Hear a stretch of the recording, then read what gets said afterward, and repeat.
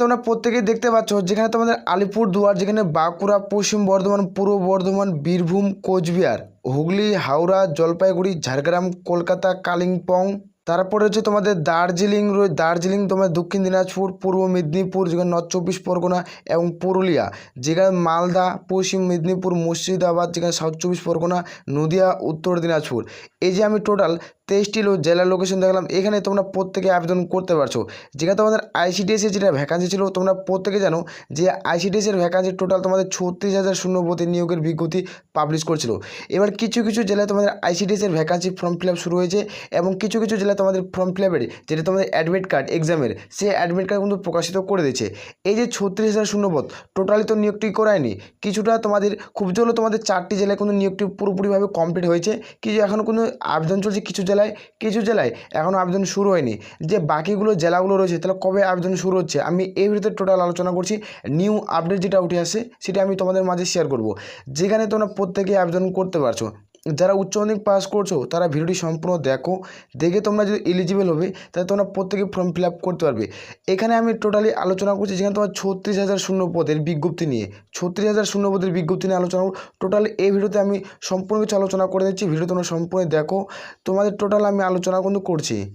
জৈন বন্ধুরা, তোমরা দেখছো তোমাদের পিরিয়ড চ্যানেল হ্যাচ ভোটার ফোর্স একাডেমি। তোমাদের সামনে যে অফিসিয়াল নোটিফিকেশনের বিজ্ঞপ্তি নাম তোমরা অন স্ক্রিন দেখতে পাচ্ছ, যেখানে আইসিডিএসের যে অঙ্গনারী কর্মী নিয়োগ 2024-এর উচ্চ মাধ্যমিক পাস করলে তোমরা প্রত্যেকে আবেদন করতে পারছো। এখানে শূন্যপদ তোমাদের বললাম 36,000 শূন্যপদে নিয়োগের বিজ্ঞপ্তি, যেখানে রাজ্যের জেলায় নিয়োগ শুরু হলো। তোমরা জেলা ভিত্তিক এখানে কিন্তু প্রত্যেকে পোস্টিং পাবে। রাজ্যের যে 23 জেলা রয়েছে, রাজ্যের 23 জেলা থেকে একবারে ফর্ম ফিল আপ শুরু হবে না, কিন্তু তোমাদের জেলায় একবারে নিয়োগটি শুরু হবে এবং তোমাদের জেলায় কিন্তু জব পোস্টিং পেয়ে যাবে। একটা ভালো জব, যেখানে তুমি রাজ্যে জব পোস্টিং পাচ্ছ। আমি এর ভিতরে যেহেতু টোটালি আলোচনা করছি, কতগুলো শূন্যপদ হচ্ছে টোটাল আমি আলোচনা কিন্তু করে দেবো।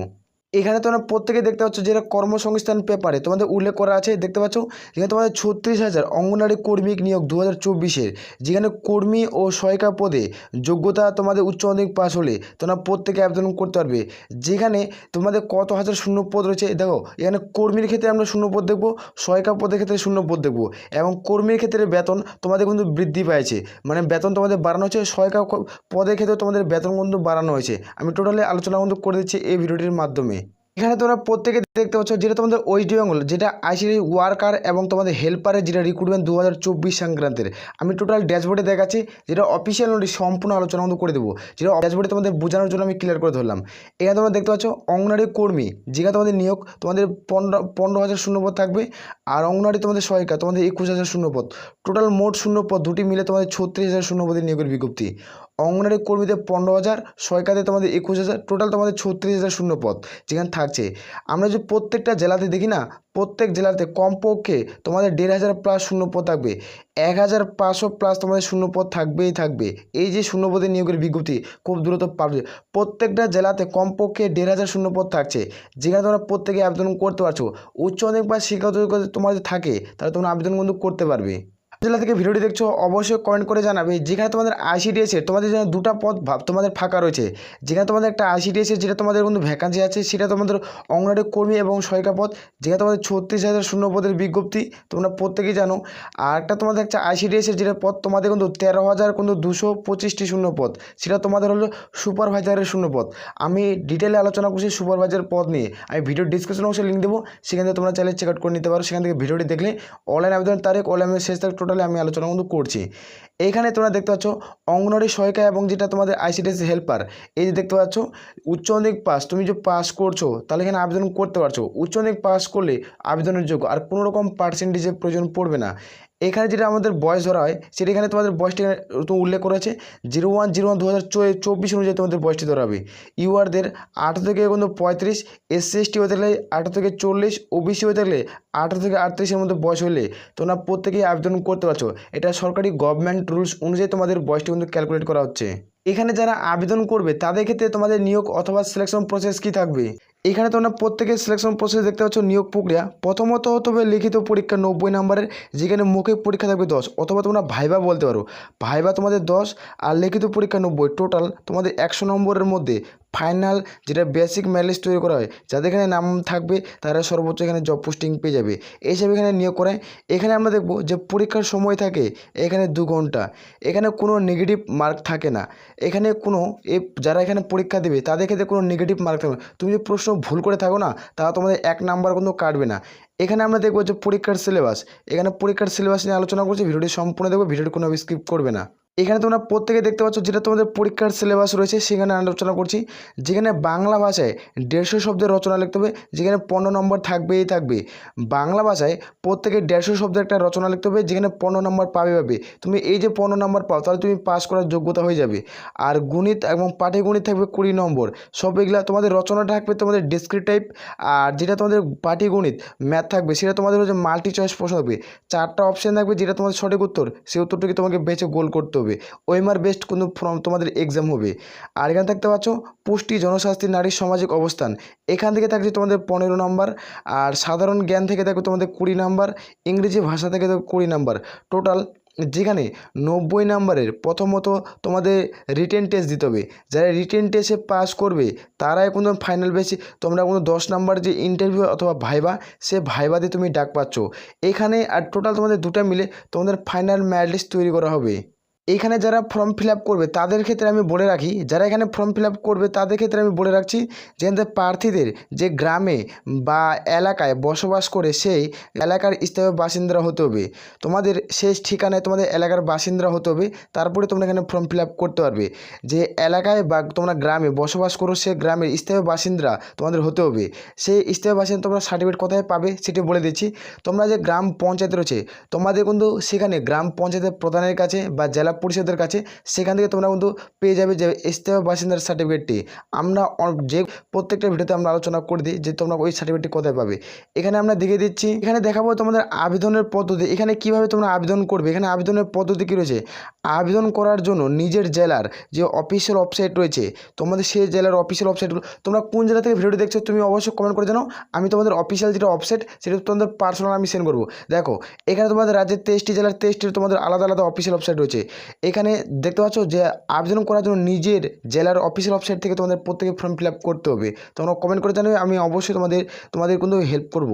অবশ্যই তোমাদের লিঙ্ক আমি পাঠিয়ে দেবো কীভাবে তোমরা আবেদন করবে।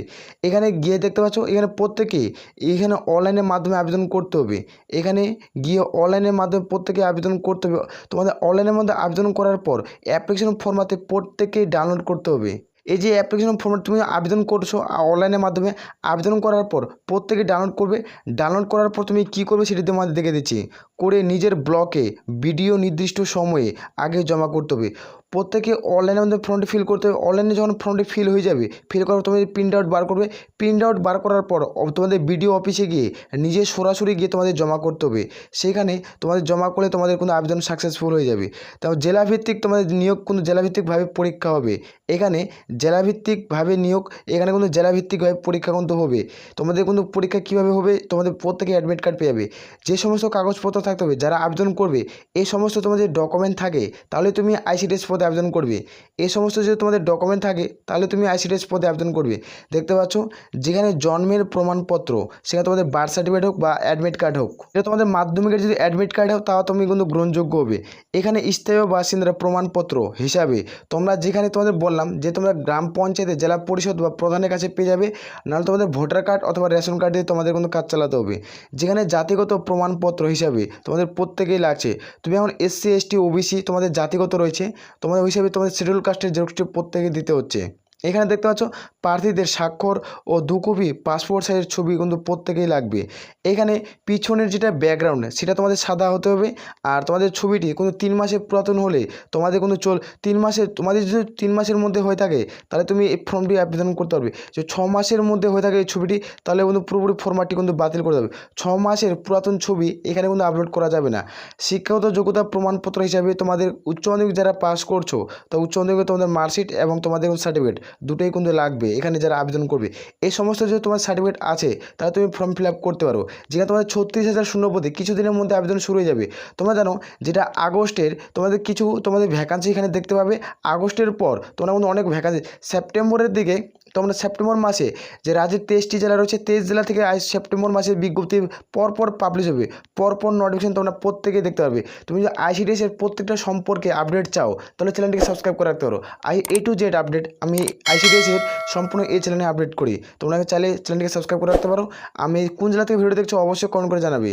আর এখানে তোমাদের মনে একটা প্রশ্ন থাকবে যে আইসিডিএসের যে আমি 150 শব্দের রচনা লিখবো, সেই 150 শব্দের রচনা কি কি থাকতে পারে সে সম্পর্কে যে ভিডিও চাও সিলেবাস সম্পর্কে, তাহলে আমাকে অবশ্যই কমেন্ট করে জানাবে। খুব দ্রুত আমি ভিডিও বানিয়ে দেবো, যেহেতু তোমাদের সেপ্টেম্বর মাসে বিজ্ঞপ্তি পাবলিশ হবে আর হাতে এক্সামের সময় কিন্তু বেশি দিন দিবে না, খুব দ্রুত তোমাদের এক্সাম কন্ট্যাক্ট করাবে, খুব দ্রুত তোমাদের। যখন তোমাদের ফর্ম বার হবে, ফর্ম বার করার পর তোমাদের 15 দিন অথবা 14 দিন তোমাদের হাতে সময় দেয় এক্সামের জন্য। এখন থেকে যথাশীঘ্রই তোমাদের প্রিপারেশন নিতে হবে আর প্রিপারেশন চালিয়ে যেতে হবে। এখানে তোমাদের বেতন কত টাকা বেতন বাড়ছে সেটি দেখে দিচ্ছি। যারা আমার কর্মী পদে মাসিক বেতন 7,250 টাকা আর সহায়িকা পদের মাসিক বেতন তোমাদের 5,000 টাকা। এই বেতনটি তোমাদের কিন্তু 8,240 টাকা করা হয়েছে, 8,240 টাকা কিন্তু বেতনটি করা হয়েছে। আর এই বেতনটি তোমাদের কিন্তু 6,240 টাকা করা হয়েছে, এই বেতনটি কিন্তু করা হয়েছে। আমি যেটা অফিসিয়ালি তোমার যেটা আপডেট উঠে আসে সেটা তোমাদের সামনে শেয়ার করলাম। তোমরা যদি নোটিফিকেশনগুলো নিতে চাও এবার আমি তোমার টেলিগ্রাম চ্যানেলে দিচ্ছি, সেখান থেকে তোমরা চেক আউট করতে হবে। ভিডিও ডিসক্রিপশন বক্সে আমাদের টেলিগ্রাম চ্যানেল লিঙ্ক পাচ্ছ, সেখান থেকে তোমরা প্রত্যেকে চেক আউট করতে পারবে। আশা করি প্রত্যেকের বোঝাইছে। তাহলে বলে আমরা এখান থেকে ভিডিওটি শেষ করছি। জয় হিন্দ, জয় ভারত।